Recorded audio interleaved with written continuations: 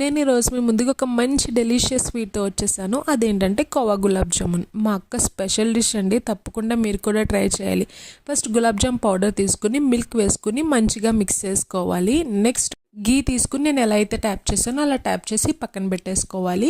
So next కొంచెం కోవా తీసుకుని మంచిగా మిక్సీలో బ్లెండ్ చేసుకోవాలి. సో గాయస్, ఇక్కడ నేను మీకు ఒకటి చెప్పాలనుకుంటున్నాను. కొన్ని ప్లేసెస్లో కోవా అంటారు, కొన్ని ప్లేసెస్లో కలకాందా అంటారు.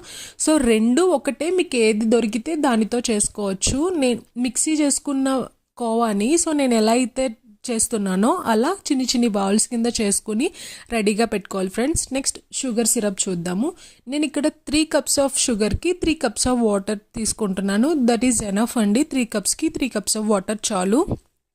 షుగర్ మంచిగా డిజాల్వ్ అయ్యాక దాంట్లో ఒక 4 to 5 ఇలాచీ పొడి వేసుకోవాలండి. మనం ఇలాచీ ఈజ్ మస్ట్ అని చూడండి, బికాస్ అది కొంచెం ఫ్లేవర్కి అండ్ అలానే స్మెల్కి కూడా చాలా మంచి టేస్ట్ ఇస్తుంది. నెక్స్ట్ అలానే నేను 2 స్పూన్స్ ఆఫ్ గీ కూడా వేసుకుంటున్నాను. గీ కూడా మంచి టేస్ట్ని ఇస్తుందండి. నెక్స్ట్ ఇది బాగా బాయిల్ అయిన తర్వాత ఈ షుగర్ సిరప్ని మనం పక్కన పెట్టేసుకుందాం. నెక్స్ట్ ఇంకొక కడాయి తీసుకుని డీప్ ఫ్రైకి సరిపడా ఆయిల్ వేసుకుని మంచిగా నేను ఎలా అయితే మిక్స్ చేస్తున్నానో అలా మంచిగా గులాబ్ జామున్ వేసుకుని ఫ్రై చేసుకోవాలి. చాలా స్మూత్గా చేసుకోవాలి గైస్, లేకపోతే అది విరిగిపోయి కోవా అంతా ఇది క్లమ్జీ అయిపోతుంది. సో బ్రౌన్ కలర్ వచ్చేంత వరకు మంచిగా ఫ్రై చేసుకుని షుగర్ సిరప్ వేసేసుకోవడమే. గైస్, నేను మీకు ఇంకొకటి చెప్పిన, నేను గులాబ్ జామ్ చేసుకోవడమే కాదు, నేను దానిని ఎన్ని రకాలుగా తినాలో కూడా చూపిస్తాను guys. Don't miss it, last వరకు కూడా మీరు వీడియోని చూడాలి. So delicious khoa gulab jamun ready.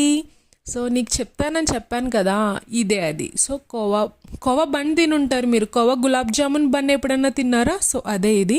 First 2 buns తీసుకుని కోవా గులాబ్ జామున్ని మంచిగా ఇలా స్మాష్ చేసుకుని, యాక్చువల్గా నేను ఆ బన్లో కొంచెం కోవా మిక్స్ చేశాను, కొంచెం టేస్ట్ బాగుంటుందని చెప్పి.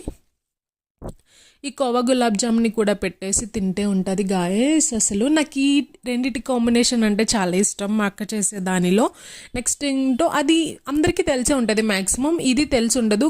ఖచ్చితంగా ట్రై చేయండి మీరు అందరూ. So ice cream with gulab jamun అందరికీ తెలిసే ఉంటుంది కదా అది కూడా. సో ట్రై చేయండి, రొటీన్ అని కాకుండా దీంతో ట్రై చేయండి గాయస్, చాలా బాగుంటుంది అసలు. సో ట్రై చేసి ఏ ఊరు నుంచి ట్రై చేశారు, ఎలా వచ్చింది అన్నది మాత్రం నాకు కామెంట్ సెక్షన్లో చెప్పడం అస్సలు మర్చిపోవద్దు.